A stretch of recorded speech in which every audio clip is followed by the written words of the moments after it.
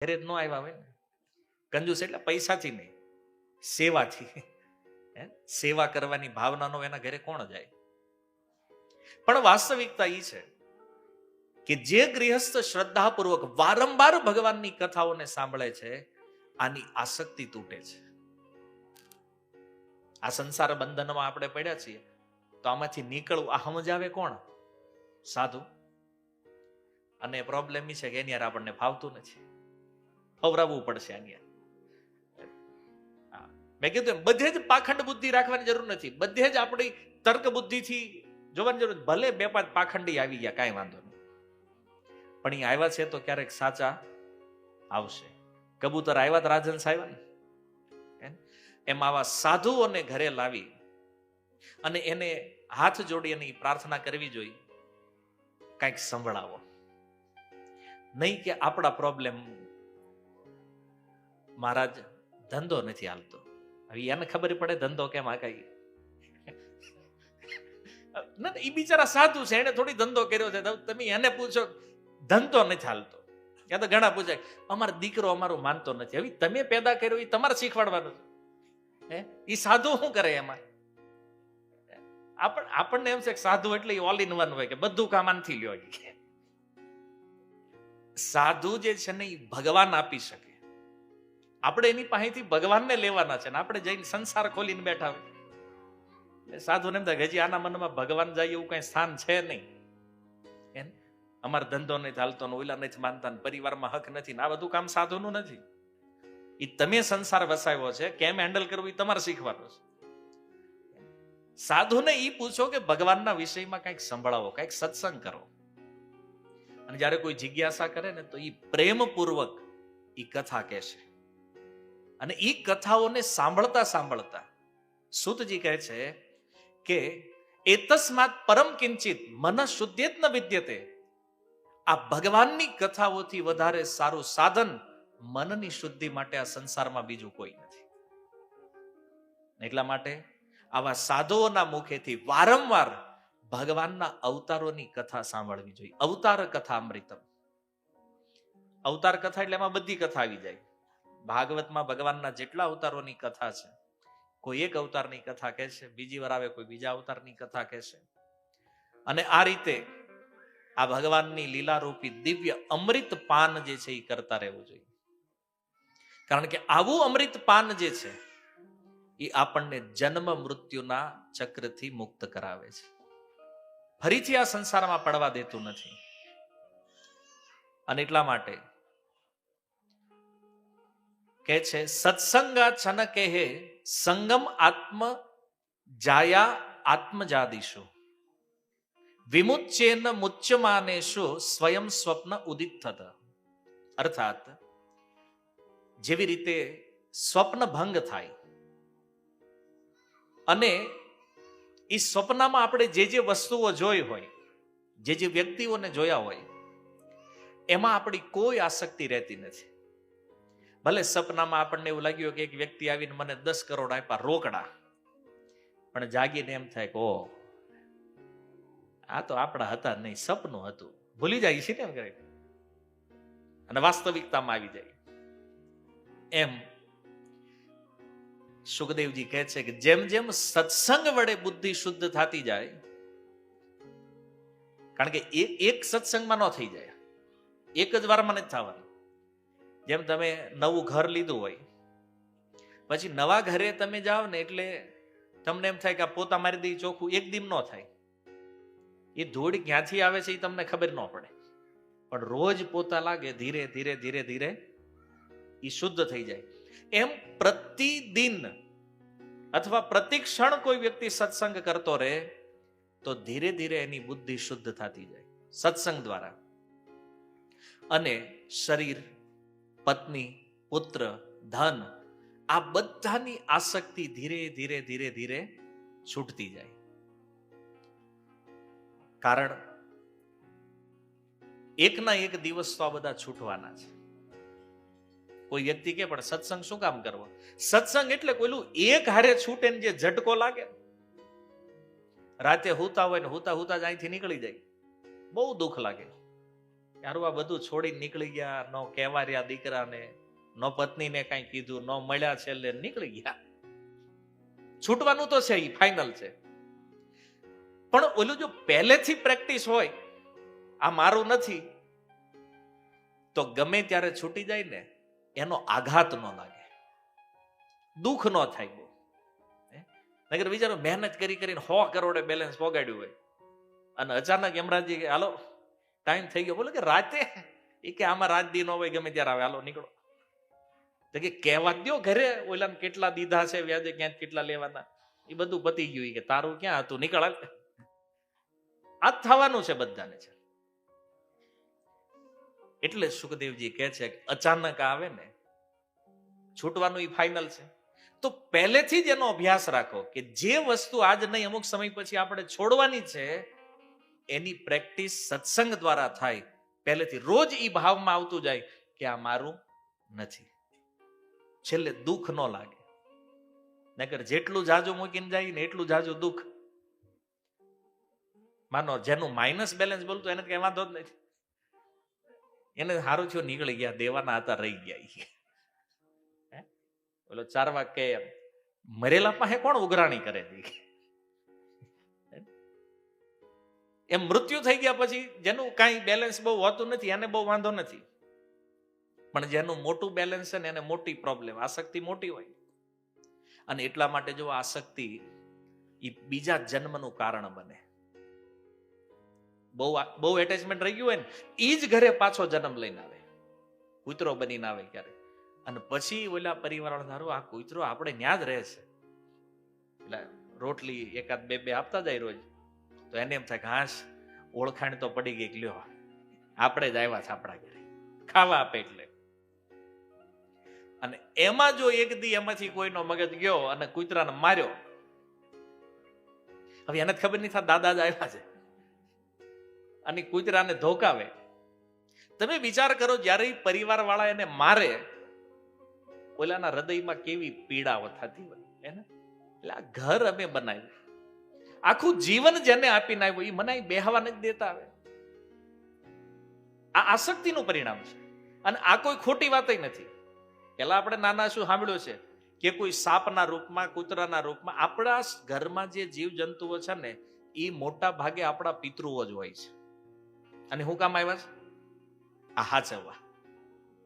મર્યા પછી પણ એ પ્રોપર્ટીમાંથી આસક્તિ ગઈ, એ પરિવારમાંથી આસક્તિ ગઈ નથી, આવે પાછા. અમે સુરક્ષા કરશું એમ કોઈ સાપ બનીને રક્ષા કરે, આ આસક્તિનું પરિણામ છે. જો આપણું જ કમાણેલું આપણને મુક્ત નહીં થવા દે. એટલે આ સત્સંગ જરૂરી છે કે મરતા પહેલા કમસે કમ જો આસક્તિ છૂટી ગઈ ને તો વાંધો નથી.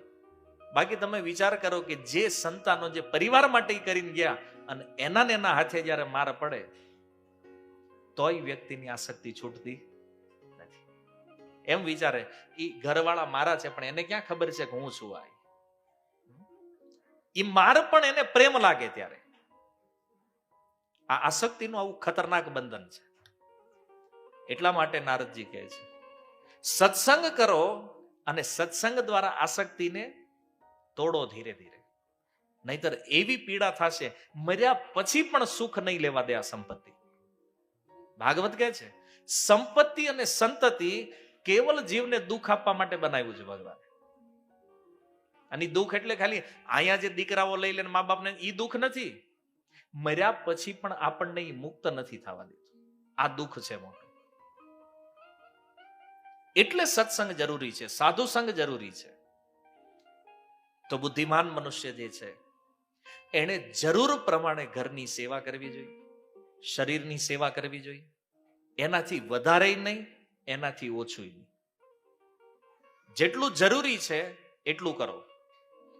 કારણ કે વધારે કરશું તોય હલવાશું અને નહીં કરીએ તોય હલવા. તો જે જરૂરી છે એ કરો. બહારથી બધાને એવું લાગવું જોઈએ કે આ વ્યક્તિ બહુ આસક્ત છે એના ઘરમાં, આ વ્યક્તિ બહુ આસક્ત છે એના પરિવારમાં, આ વ્યક્તિ બહુ આસક્ત છે એના ધનમાં, પણ અંદરથી પૂર્ણ વૈરાગ્ય હોવો જોઈએ. બહારથી ભલે બધાને એવું દેખાય કે આની આસક્તિ તો બહુ છે હજી, બહારથી તો સાધારણ વ્યક્તિ જેમ જ રહેવાનું છે, જેમ નોર્મલ વ્યક્તિઓ રહેતા હોય, પણ એ પરિવાર, એ ધન, એ વ્યવહાર, આ બધાથી અંદરથી વૈરાગ્ય હોવું જોઈએ. વાત સમજી? કોઈને ખબર ન પડે કે આટલો મોટો વૈરાગી વ્યક્તિ છે. શ્રીમદ ભાગવતના પંચમ સ્કંદના પ્રારંભમાં પ્રિયવ્રત મહારાજની કથા છે. આ પ્રિયવ્રત મહારાજને રાજા નહોતું બનવું, તપસ્યા કરવા ગયા, એના બદલે ઉતાનપાદ રાજા બન્યા. પછી બ્રહ્માજીએ કીધું પ્રિયવ્રત તારે રાજા બનવાનું છે. 2 વિવાહ કર્યા એને, અને રાજા બન્યા તો એવા આસક્ત લોકોને લાગ્યું કે આ તપસ્યા કરવા ગયા હતા, એટલા આસક્ત વ્યક્તિની જેમ. પણ જ્યારે રાજ્ય છોડવાનો સમય આવ્યો, જેમ વ્યક્તિ એક તણખલાનો ત્યાગ કરે એમ છોડીને પાછા નીકળી ગયા. મતલબ જે સ્ટેજ ઉપર આપણે હોય, જે રોલ આપણે નિભાવતા હોય, એ કેરેક્ટર પરફેક્ટ નિભાવી લેવાનું છે. બહારથી એને લાગવું જોઈએ બરાબર આ વ્યવહારમાં ક્યાંય ઓછો નથી, પણ અંદરથી વૈરાગ્ય. આવી રીતે જે ગૃહસ્થને રહેતા આવડી જાય, આ જીવનમાં ક્યારેય દુખી ન થાય, આને દુઃખ ન લાગે ક્યારેય. અને બીજું સૌથી મહત્વની વાત, જ્ઞાતય પિતરો પુત્રા ભ્રાતર સુહૃદો પરે યદ વદંતી યદ ઈચ્છંતી ચ અનુમોદિત નિર્મમા. આ શ્લોક જેણે જીવનમાં ઉતારી લીધો, આ ગૃહસ્થ કોઈ દી દુખી નહીં થાય. શું કહે છે નારદજી? માતા પિતા, ભાઈ બંધુ, પુત્ર મિત્ર, જ્ઞાતિજન અને બીજા જે કાંઈ કે, જે કાંઈ ચાહે, યદ વદંતી જે કહે છે, યદ ઈચ્છંતી જે ઈચ્છા કરે છે, એનું અનુમોદન કરો. ના પાડવાની જ નહીં ક્યારે. જે બોલા કે આમ એમ. આ બહુ વર્ષો પહેલા મેં આ પ્રવચન આપેલું આ શ્લોક ઉપર.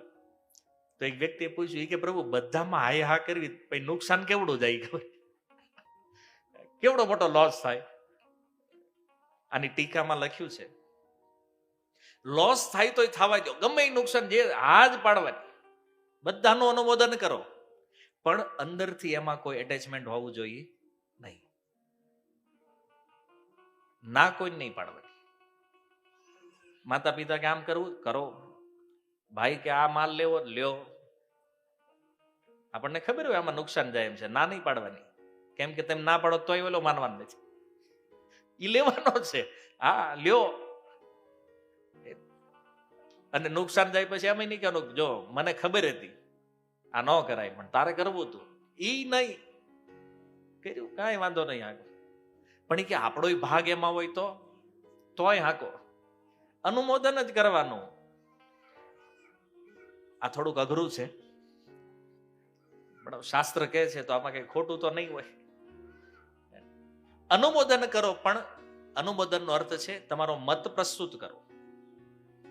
પણ કોઈ વ્યક્તિ માને કે ન માને તો એમાં આસક્તિ હોવી જોઈએ નહીં. માનો આખું ફેમિલી બેઠું હોય, પરિવાર, અને આપણે કીધું કે આમ કરવું જોઈએ અને બધા ના પાડે કે ન કરવું જોઈએ, તો આપણે ક્યાંય પગ ઠેરાવાના થતા નથી. બહુમતીએ જે નિર્ણય લીધો એ ઓકે, આને કે અનુમોદન. અનુમોદન એટલે ખાલી હાયા કરવું એવું નથી, પણ પોતાના મતમાં આસક્તિ ન હોવી જોઈએ કે નહીં હું ઘરનો વડીલ જો મેં કીધું એ થવું જોઈએ, નહીં, આમાં ગડબડ થઈ જાય. એટલે કીધું નિર્મમા, તમે એનું અનુમોદન કરો, પણ મતમાં આસક્તિ હોવી જોઈએ. તમારી વાત પરિવાર વાળા માની લે તોય ઠીક છે, ન માને તોય ઠીક છે. અનાસક્ત રહેવું જોઈએ, મત આપવો જોઈએ. આપણને પૂછે કેમ કરવું જોઈએ, તો જે આપણને સાચું લાગતું હોય એ કહેવાનું, ભાઈ આ કરાય. પછી ન કરે તો રિહાવાનું નહીં. આ એવું થાય ને ભાઈ, આ એક તો રિહાવાનું બંધ થયું માંડ માંડ લગ્નમાં. ફુવા રિહાતા હતી, હવે ફુવા દેખાતા જ નથી. પેલા એને મનાવા જવા પડે, જાન નો હાલવા દે. વડીલ દાદા હોય એ રિહાઈને બેઠા હોય, પાછા તાણું જ પકડે. જાનમાં જવાનું હોય તઈ જ કે અમારે નહીં થવાનું, તૈયાર થઈને જ બેઠા હોય, ખબર છે જવાનું છે હમણાં આવશે જ ને. પણ આ સુરત વાળાએ થોડોક સુધારો કર્યો, ઈ કે નો આવે તો રહેવા દો, ઈ હવે એમના ઉપડી જાય. પણ આ એક સુંદર વાત છે, અનુમોદન કરો. બધાની વાતમાં, પણ એમાં નિર્મમાં, આસક્તિ વગર. તો ગૃહસ્થ જીવન ખૂબ સુંદર હાલે. અને આમાં થોડું એવું લાગે કે નુકસાન જાય એનું શું કરવું? તો જે પ્રારબ્ધમાં છે એ ક્યાંય જવાનું નથી. ધન અનાયાસ પ્રાપ્ત થાય છે. અંતરિક્ષથી ધન આવે છે વરસાદના રૂપમાં, ભૂમિ અન્નના રૂપમાં, અને આ પૃથ્વી ખનિજ, સોનું, ચાંદી, હીરા, આ બધાના રૂપમાં આ પૃથ્વી આપે છે. તો નારદ મુનિ કહે છે કે આ બધી સંપત્તિ ભગવાને આપેલી છે એમ સમજી અને પ્રારબ્ધ અનુસાર આનો ઉપભોગ કરતા રહેવું જોઈએ, પણ આનો સંચય ન કરવો જોઈએ. સંચય એટલે જેટલું જરૂર છે એટલું સંગ્રહ કરવાની ગૃહસ્થોને છૂટ છે. પણ આપણી પાસે જો વિશેષ ધન છે તો એનો ઉપયોગ અગાઉ જે કીધું, ભગવાનની સેવામાં લગાડો, યા તો ભગવાનના ભક્તો જે સાધુ સંતો છે એની સેવામાં લગાડો. આ ધનનો સાચો ઉપયોગ છે. આપણું પરિવાર હાલે, આપણો વ્યવહાર હાલે, આપણા વ્યવહારિક કાર્યો સંપન્ન થાય, એના ઇતર જે ધન છે એનો ઉપયોગ ભગવાન અને ભક્તની સેવામાં કરવો. તમે કહો ન્યા નહીં કરો તો પછી આનો ઉપયોગ પાપમાં કરશે આવવા વાળી પેઢી, અને એનું ફળ તમારે ભોગવવું પડશે. તમે રળીને ગયા છો ને, તો એ જ્યાં વપરાશે એનું કર્મ બંધન લાગશે.